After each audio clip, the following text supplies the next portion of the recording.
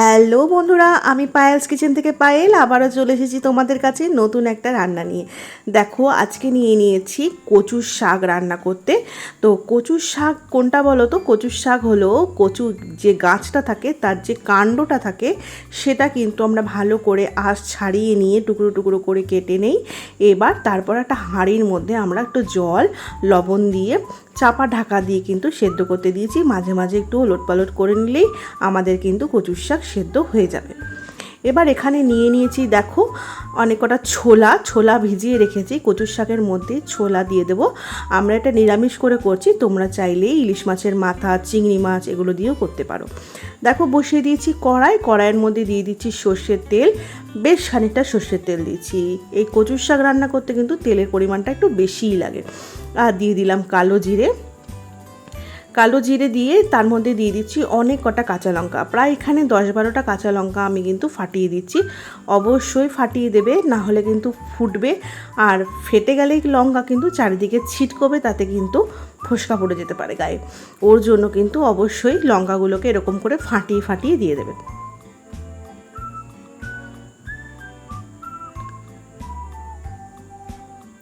এরকম করে লঙ্কাগুলো হালকা হালকা যখন ভাজা হয়ে যাবে, দেখো অনেক কটা লঙ্কা দিচ্ছি। এই লঙ্কা ভেজে নিলে কিন্তু অত্যাধিক ঝাল হয় না, কিন্তু ফ্লেভারটা কিন্তু খুব ভালো আসে।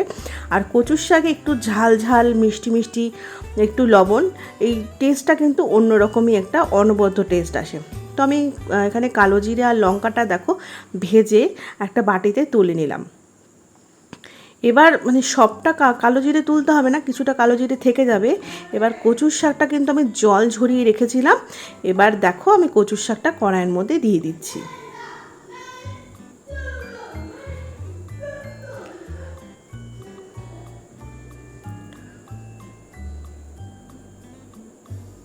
কচুর শাক এখানে সেদ্ধ করার পর অনেকটা কমে গেছে।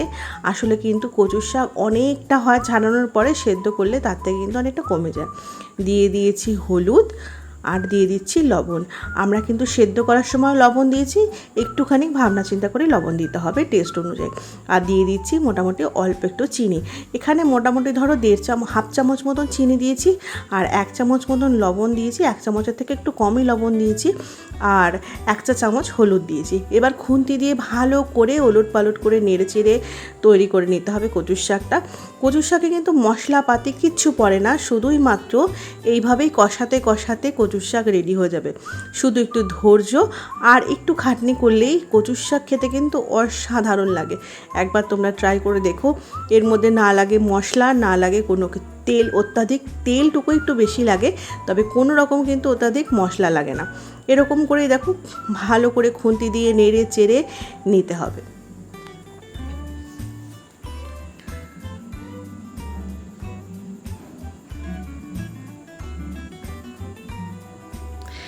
দেখেছো, মাঝে মাঝে খানিকক্ষণ ওয়েট করতে হবে আর তলা দিয়ে দিয়ে ভালো করে ওলট পালট করে নেড়ে চেড়ে নিতে হবে। এখানে একটাই কাজ, শুধু হচ্ছে কষানো। যতক্ষণ না কচুর শাকটা এই যতটা সেদ্ধ অবস্থায় নিয়েছি তারও হাফ হয়ে যাচ্ছে, ততক্ষণ ধরে কিন্তু আমরা অপেক্ষা করব।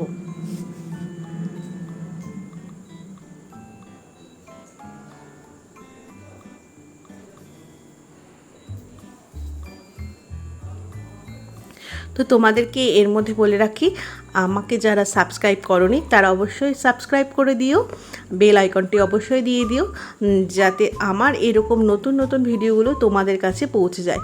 এই কচুর শাক রান্নাটা কিন্তু অনেক পুরনো একটা রান্না।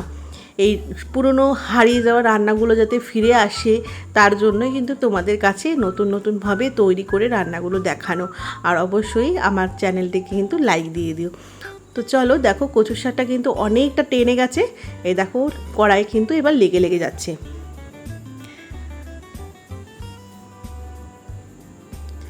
এরকমই আস্তে আস্তে কিন্তু কচুর শাকের রং বদলে যাবে আর দেখতে কিন্তু অন্যরকম হবে, একটু ডিপ সবুজ রং হয়ে যাবে।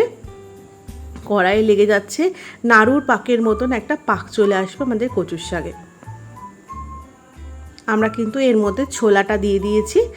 ছোলাটা অল্প দিলেও হবে, ছোলাটা সেদ্ধ করে নিয়েছিলাম, ছোলাটার মধ্যে দিয়ে দিয়েছি। আর অল্প ছোলা দিলেই হবে, তোমাদের ইচ্ছে মতন ছোলা বাদাম সেদ্ধ করে দিতে পারো, চাইলে চিংড়ি মাছ কুচো চিংড়িগুলো দিতে পারো, আবার চাইলে ইলিশ মাছের মাথাও কিন্তু এই কচুর শাকের মধ্যে দিতে পারো।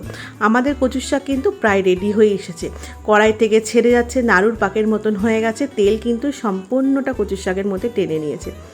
আমাদের কচুর শাক দেখেছিলে কতটা সেদ্ধ করার সময় ছিল, এখন কতটুকুতে এসে দাঁড়িয়েছে। আসল কচুর শাক কিন্তু এইরকম করে অনেকক্ষণ ধরে কষাতে হয়। এবার দিয়ে দিচ্ছি ভাজা মশলা, এর মধ্যে রয়েছে তেজপাতা, জিরে, ধনে, ভালো করে শুকনো খোলায় নেড়ে নেওয়া হয়েছে, তারপরে সেটাকে গুঁড়ো করে নেওয়া হয়েছে মিক্সিতে।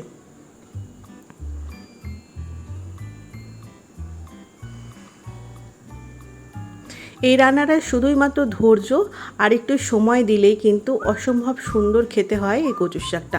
আমাদের কিন্তু কচুর শাক রেডি টু সার্ভ। চলো সার্ভ করে ফেলি।